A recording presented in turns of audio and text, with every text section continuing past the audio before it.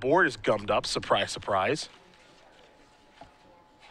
Yeah, the board is, geez, very gummed up. Okay. So there are a ton of elemental tokens here from a young Pyromancer. And you just see young Pyromancer in play. Tarmogoyf sitting at a 4-5. And on Malatesta's side, he's got 2 copies of Eldritch Visionary, a Wirewood Symbiote, 2 Nettle Sentinels. It looks like a Quirion Ranger or 2, Dryad Arbor, and a Deathrite Shaman.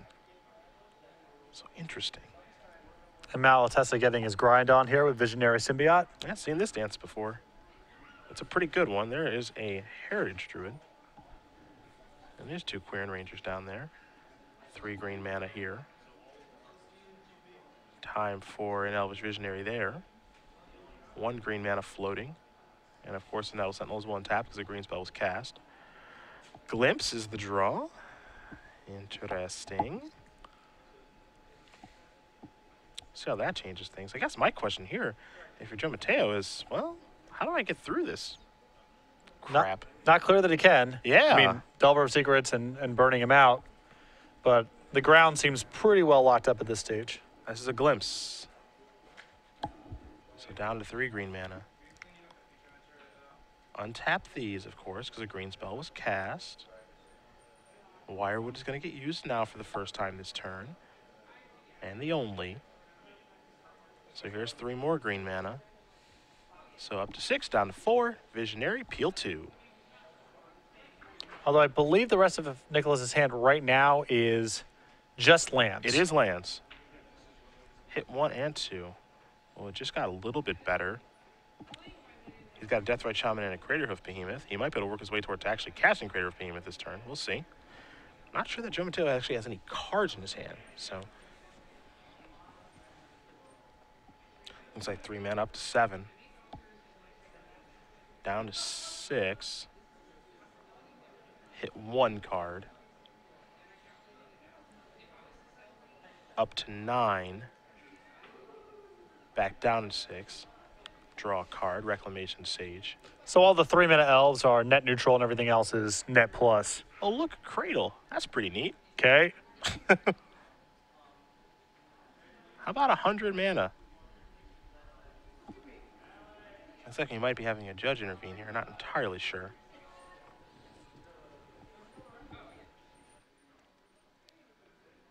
But fairly sure he has not played a land yet this turn. I think that might be what the judge is stepping in about. From when we cut into the match, I believe he started the turn with 4 mana. Yeah. So don't think he's done anything wrong here, but we will see here in just a moment. Yep, there's a Cradle, so we're good to go. Cradle's going to tap for a bunch of mana, of course. Yeah, he's got to actually move creatures around to see how much mana it's going to make. He's already got 6 mana floating, so here's a Craterhoof Behemoth. There's a Glimpse Trigger, too.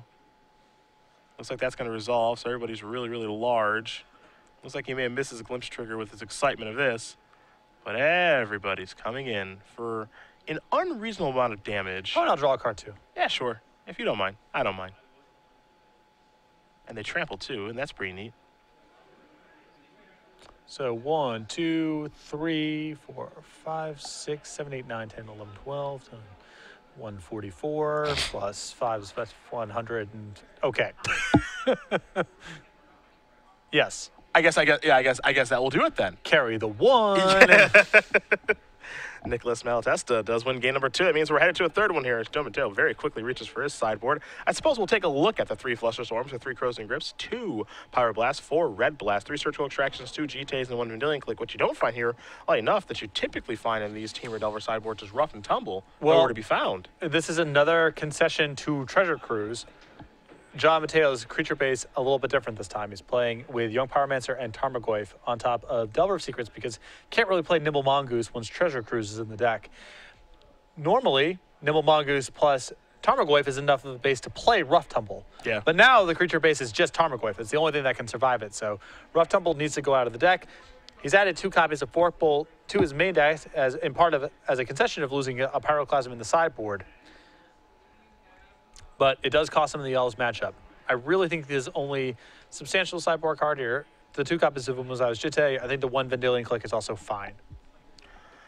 On the other side here for Malatesta, you see the 1s and the 2s there along with the 4 copies of Goel Therapy. Abrupt Decay seems all right in this matchup. You know, an Abrupt Decay typically from Elves is something to kill something that gets in the way of the combo. I think it's not really there to kill Tarmogoyf's Young Pyromancer, so probably not all that interested in that, even though I think a card like Scavenging Ooze is pretty interesting here because the games will go longer. Yeah, and it is, again, a Treasure Cruise matchup, so attacking the graveyard in general sense is nice. Maybe an additional National Order, not sure. We'll see. You saw Malatesta still have Reclamation Sage in his deck. Not sure if he brought in the other one. He has one in his main, one in his side. He does have to be wary of Umezawa Shite because that can run away with a game, so. I think Nicholas can play this pretty straight up. I mean, the 2 Abrupt Decays I like as a way of breaking Umezawa Shite plus the creatures as well. But there's no real cheats going on in Joan's deck here. 0 copies of Grim Lavamancer, 0 copies of Rough Tumble. There's no big ways of trying to sidestep the Elves matchup. He's playing it pretty straight up, which means I think that Nicholas doesn't need to change too much in his sideboard. There's no huge hate card he needs to warp himself around here. Just has to be able to beat Umezawa's Chite.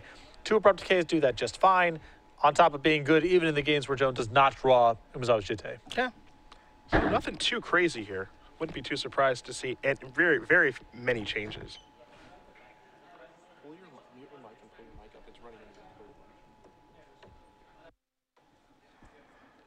We've already got one player into the finals. That'll be Ben Glancer, number 1 overall seed. Has not lost a match yet with Esper Deathblade. A much different take on it, though. So if you guys haven't seen the deck list yet, be sure to head over to our coverage page. You'll find that there are treasure cruises hiding out over there and a bunch of different stuff that you wouldn't expect from Esper Deathblade. I actually kind of like it. And we may have a Treasure Cruise Finals on our hands. Would not surprise me. I think the first of many. The card is the real deal. Joan Mateo taking a look at his hand now. We'll see if he likes what he sees. And I think people are going to be slower to adapt to it, too, to fight against it, than they were against True Name Nemesis. Because when True Name Nemesis is beating you, it's really easy to say, that card right there is killing me. Yeah. I got to find some -1/- effects or Diabolic Edict effects or something. I think that people often don't say, I lost to Treasure Cruise, even though that is what happened. Yeah, that card is what beat me. Those 3 cards, I need a way to actually overcome this. We were trading 1 for 1 for a while, and then he played Treasure Cruise, and I lost. Yeah. It's harder to identify that's what happened than when True Name Nemesis has a Batter Skull on it, and you say, I lost to the 7/4 lifelink vigilance protection from everything thing. That's what killed me. Yeah. It attacked me 3 times, and I died. Lame. It's a tough way to go out. Someone's got to lose. I shed no tears. 6 cards here for Joan Mateo. Does he find a better 6? You saw Malatesta keep his opening hand pretty quick. Let's play some Magic, shall we? Put a Delta and just pass the turn back. Nickel draw a card. And Mateo's hand looks very creature heavy, which is not really what you want in this matchup. That is a Nettle Sentinel, and happy to pass the turn back. Time to sacrifice that blue to Delta. We'll see what land Mateo wants to search up. Another situation here, we don't have to worry about Wasteland from the Elves deck, so we can search up any land you'd like. Volcanic Island is the choice here. Though Mateo's list no basics anyway, so it's just... Classic Delver.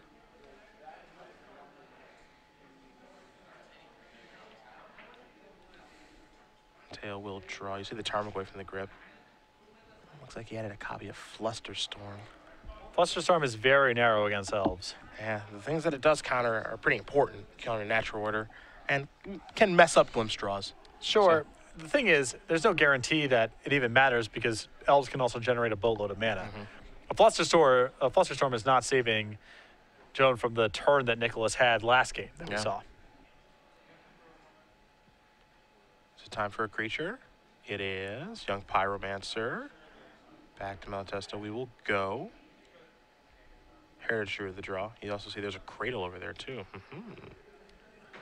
Again, remember, the only resistance right now that Joan has is a Daze. And it appears we are working towards a state where Daze does not do very much. Starting to feel that way, right? I mean, this might get dazed for no other reason than what else is going to even happen with this Daze. Yeah, I'm also kind of scared of what you can do. Yeah. You know, if I leave the Cradle over here and you have 2 mana, it's kind of scary what you can do. So now the Cradle's only going to tap for 1 green because Nettle Sentinel was in play. So Heritage Druid's going to resolve. And That's pretty much it for Malatesta's turn. He's not going to attack. So, not the best. I mean, it's not the sexiest days, but it gets the job done because now he has a wasteland to kill the cradle. The wasteland's a huge draw. Yeah. Before that wasteland, the last turn was Joan just plugging his finger into the dam. But now he may be able to keep Nicholas off of mana in a real way. Deathrite Shaman. See if this is going to resolve. It does. Here's 3 green mana. Things get a little scary now. You see Malatesta actually has a copy of Greater Behemoth in his hand. So it might not be this turn. So here's a Elvish Visionary. He'll be down to 1 green mana and does get to draw a card. Don't forget, hasn't played a land yet this turn.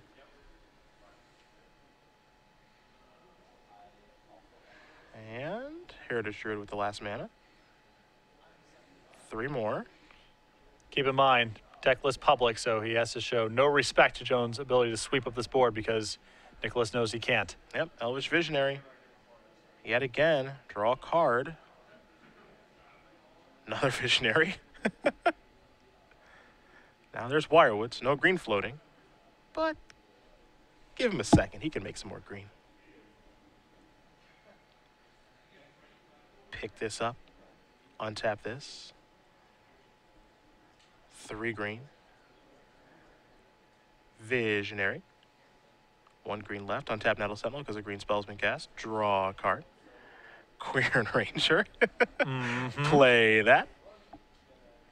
No green floating. Tap for 3 green. Play an Elvish Visionary. Untap this. There isn't even a glimpse involved in No, all this. no, this is just happening au natural. Draw a card. Drew a glimpse. All right, we'll get to that next turn. Next turn, we'll get to that. Well, that's just my 3rd turn. No cradle, no nothing. Just, playing a little magic here. He's already used Wirewood. Oh, Young Pyromancer, that's pretty good at generating creatures. Don't forget, he hasn't used Quern Ranger yet. Return a forest, untap a creature. So you could do a little bit more with that if you'd like. Just your classic mediocre Elves turn. No big deal. Green deck shouldn't be able to do this, I don't think. It's Legacy. Who cares? No rules apply. Yeah. Pick up this forest. Untap this Deathrite Shaman.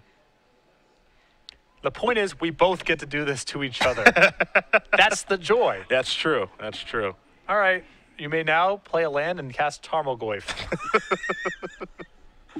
When you know your opponent doesn't have Rough Tumble, do whatever you want. Yep. The joy of the format, asymmetrical warfare. Does it say Tarmogoyf or Umazaoshite?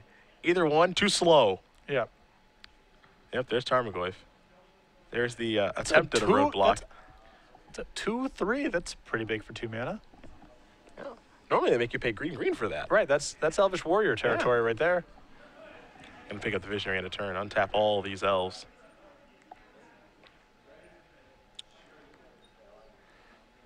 Look at that. Boom. All right, Nick. Can you do better than you did last turn? Let's see what the draw is. Another Visionary. Green mana. Glimpse. Okay, the answer's probably yes. Okay. That's good. Yup. It's showtime, folks. 3 green.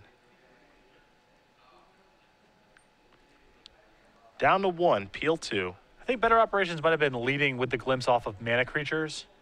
So you gotta untap get 1 extra untap. Sure.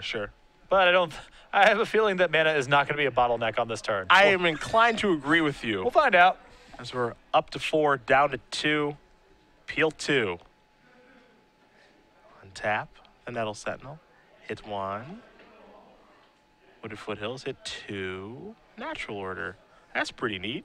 That's got to be a kill, right? Yeah, there's the fear of a card like Forcible at this point. So I think that he just wants to be a little bit cautious. Yeah, there's no reason to rush things. Yeah. But Gonna play an Ooze. Draw a card. No mana floating. A card like Cradle just makes it super easy. yeah. I don't know if he needs Cradle to win, but it makes it super easy. Might as well draw 25 cards and see if there's a cradle there. And then Yeah, sure. Death Ray Challenge is going to remove that. Nettle Sentinel is going to come into play, draw a card. Now you can start generating a laughable amount of mana. and there's a second copy of Natural Order, so now even if 1/4 will is not going to be resistance. Yeah, it makes it a little bit easier. Just going to pick this up. So Wire Wiz's been used for the turn. This is 3. Down to 1. Untap these. Peel. Peel. Don't forget, hasn't played land yet this turn. He's trying to save that for Cradle.